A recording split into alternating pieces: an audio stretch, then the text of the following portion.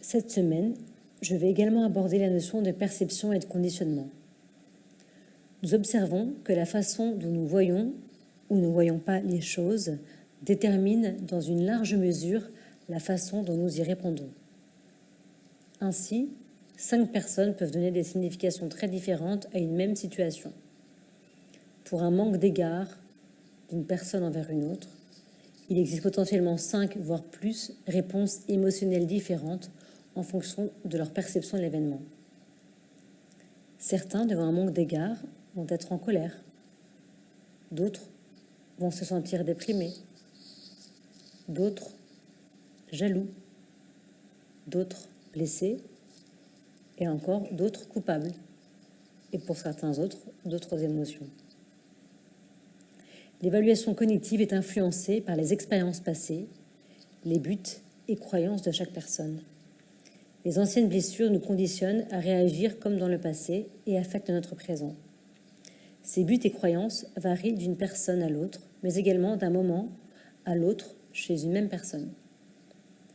Le modèle d'émergence du stress de Lazarus et Folkman présente l'évaluation cognitive comme un phénomène subjectif, car la même situation ne sera pas vécue de la même manière par la même personne à des moments différents. De ces processus d'évaluation et d'adaptation va dépendre l'intensité du stress développé.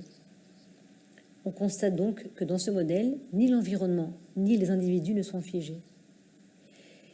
Il est légitime d'éprouver des sentiments négatifs en réponse à des événements difficiles. Dans certains cas, nous ne sommes pas responsables des malheurs qui se produisent. Dans d'autres, nous pouvons être en partie incriminés. Même si nous ne sommes pas responsables d'un événement négatif, nous pouvons malgré tout endosser la responsabilité de nos réponses émotionnelles et comportementales à celui-ci. Les personnes qui ne reconnaissent pas leur rôle dans la création de leurs problèmes émotionnels face à des événements négatifs refusent de voir que leurs pensées et leurs actes puissent aggraver la situation déjà compromise. Elles abandonnent leur pouvoir d'améliorer les choses. Quand nous nous sentons responsables de nos sentiments et de nos actes, nous sommes plus à même de trouver des solutions et nous développons notre capacité à faire face à l'adversité.